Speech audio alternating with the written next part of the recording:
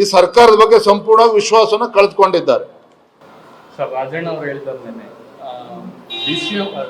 D K Shivakumar ಅವ್ರನ್ನೇನಾದ್ರು ಮುಖ್ಯಮಂತ್ರಿ ಮಾಡಿದ್ರೆ KPCC ಕಚೇರಿಗೆ ದೊಡ್ಡ ಬೀಗ ಹಾಕ್ಬೇಕಾಗುತ್ತೆ ಅಂತ. ಇವರ ಒಳ ಜಗಳದಿಂದ KPCCಗೆ ಬೀಗ ಹಾಕೋದಿರಲಿ, ರಾಜ್ಯದ ಖಜಾನೆಗೆ ಹೊತ್ತು ಬೀಗ ಹಾಕೊಂಡು ಕೂತಿದ್ದಾರೆ.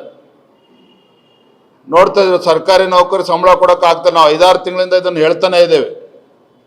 BJಪಿಯವ್ರಿಗೆ ಬುದ್ಧಿ ಇಲ್ಲ, ಬರೀ ರಾಜಕೀಯ ಹೇಳಿಕೆಗಳನ್ನು ನೀಡ್ತಾ ಇದ್ದಾರೆ ಅಂತೇಳಿ ನಮ್ಮನ್ನು ಟೀಕೆ ಮಾಡ್ತಾ ಇದ್ರು.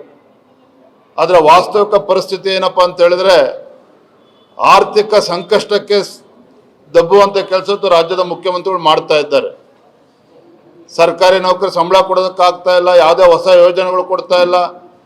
ಎಲ್ಲಿವರೆಗೆ ಬರಗೆಟ್ಟಿದೆ ಅಂದರೆ ಸರ್ಕಾರ ರೈತರಿಗೆ ಪರಿಹಾರ ಕೊಡೋದಕ್ಕೂ ಕೂಡ ಕೇಂದ್ರ ಸರ್ಕಾರಕ್ಕೋಸ್ಕರ ಕಾಯ್ಕೊಂಡು ಕೂತಿರ್ತಕ್ಕಂಥದ್ದು. ಒಟ್ಟಾರೆಯಾಗಿ ಇವರ ಒಳ ಜಗಳದಿಂದ ಇವತ್ತು ಸಂಪೂರ್ಣವಾಗಿ ಆಡಳಿತ ಕುಸಿಬಿದ್ದಿರ್ತಕ್ಕಂಥದ್ದು ರಾಜ್ಯ ಜನ ಎಲ್ಲರೂ ಕೂಡ ಇದನ್ನು ಗಮನಿಸ್ತಾ ಇದ್ದಾರೆ.